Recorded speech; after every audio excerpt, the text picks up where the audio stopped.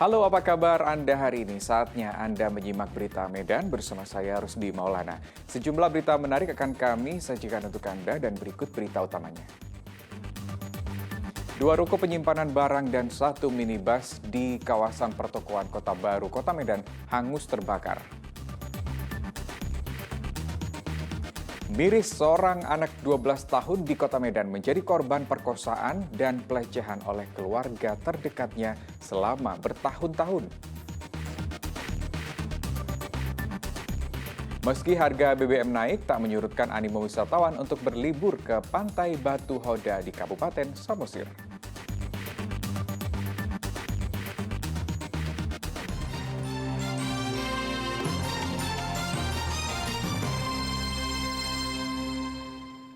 Ya, kita ke informasi pertama hari ini. 2 ruko penyimpanan barang dan 1 minibus di kawasan pertokoan Kota Baru, Medan Deli, Kota Medan hangus terbakar.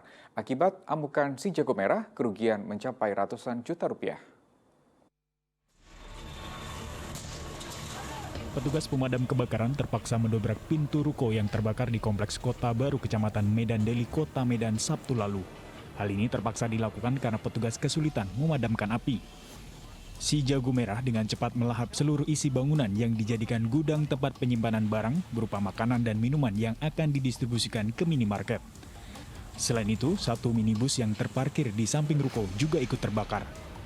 7 unit mobil pemadam kebakaran dari pemerintah Kota Medan diturunkan untuk menjinakkan si jago merah.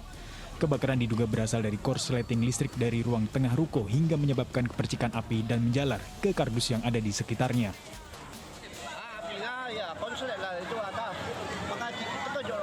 Yang terbakar selain ruko apa aja Pak Kep? Ya barang-barang minuman makanan itulah. Paling lah semua. Gudang namanya gudang ya kan. Jam berapa tadi kejadian Pak Kep? 2 jam kemudian aja. 2 jam lalu ya. Siapa pemiliknya Pak Kep? Pemiliknya siapa Pak Kep? Pemiliknya apa Tuku Bintang. Api berhasil dipadamkan 3 jam kemudian. Tidak ada korban jiwa dalam kejadian ini, namun kerugian ditaksir mencapai ratusan juta rupiah. Muhammad Hamdani melaporkan dari Kota Medan. Ya, akibat saling ejek, 2 kelompok remaja di Medan Belawan terlibat saling serang, lempar batu, dan membawa senjata tajam. Tidak ada korban jiwa dalam kejadian ini.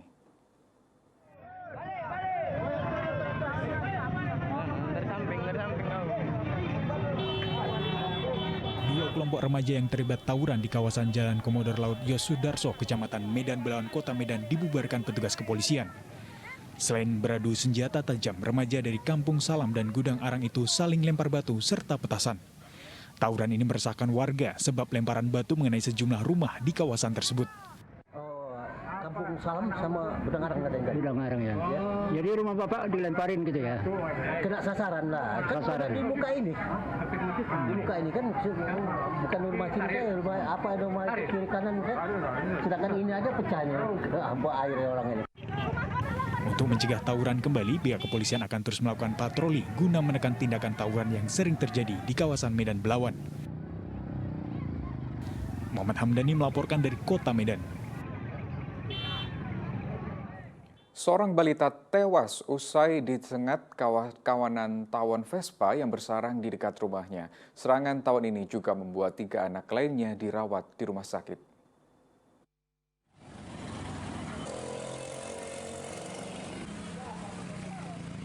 Kawanan tawon masih berterbangan di sekeliling sebuah pohon besar di pinggir jalan BM Muda, Kota Padang Sidimpuan. Kamis lalu, saat angin kencang menerjang, sarang tawon ini tiba-tiba jatuh. Saat itu ada 4 bocah yang sedang berada di teras rumah dekat lokasi sarang tawon jatuh. Kerumunan tawon pun langsung menyerang ke 4 bocah.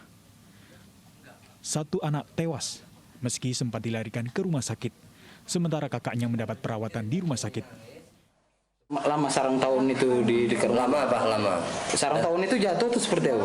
Dia datang angin itu patah dibuat angin, apanya itu dangkanya itu, begitu jatuh pada terbang lah apanya ini tawonnya ini kan, maka masuk ke ada sebagian masuk ke rumah kan. Ada berapa anak kita yang jadi korban? 4 Pak. 4. Yang meninggal 1 yang meninggal. Usai kejadian, serangan tawon terhadap warga, petugas damkar langsung diterjunkan untuk memusnahkan sarang-sarang tawon yang masih bertengger. Tuti Alawiyah Lubis melaporkan dari Kota Padang Sidempuan.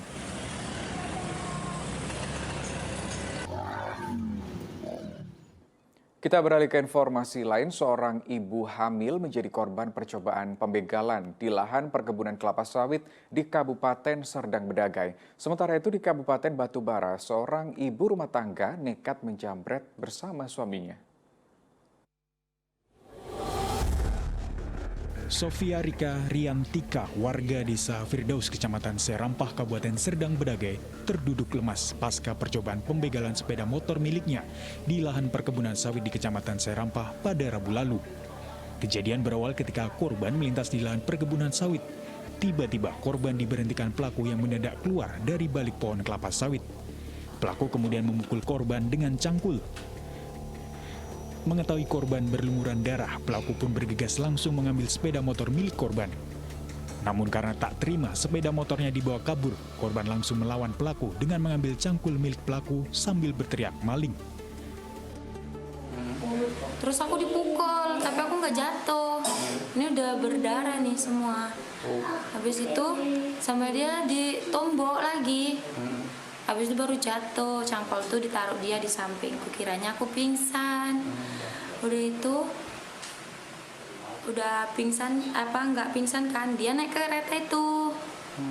Sempet diengkol sama dia, cuman kuncinya nggak dihidupin. Berdiri lagi aku, dia nampak aku berdiri, turun lagi dari kereta. Habis itu megang cangkol, rebutan cangkol lah sama dia. Aku teriak-teriak, bang, tolong, tolong, teriak aja. Takut dihakimi massa, pelaku pun kemudian melarikan diri dengan mengambil uang senilai Rp40.000 dari dalam saku korban. Korban telah melaporkan kejadian ini kepada pihak kepolisian Polres Serdang Bedagai. Warga menangkap Uspini di sekitar pasar desa Sebale, Kecamatan Sebali, Kabupaten Batubara. Warga Air Joman Kabupaten Asani terpaksa berurusan dengan hukum akibat nekat menjamret tas milik korban, Siti Rohani, warga desa Kualasi Kasim, Kabupaten Batubara. Ulah ibu rumah tangga ini mengakibatkan warga geram. Saat ditangkap, pelaku nyaris diamuk warga. Tidak sendirian, diketahui warga juga menangkap pria bernama Roy Selamat yang tidak lain suami pelaku. Tindakan jambret pencurian berupa dompet yang dilakukan oleh ibu terhadap korban yang saat itu sedang belanja. Jadi saat ini korban maupun pelaku saat ini sudah ada di polsek dan korban sedang membuat laporan.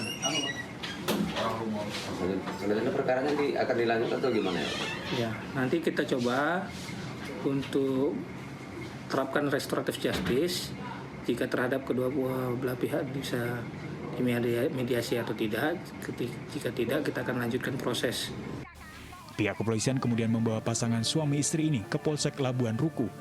Keduanya diinterogasi oleh petugas. Meski kepergok menjamret, polisi berupaya memediasi antara korban dan pelaku.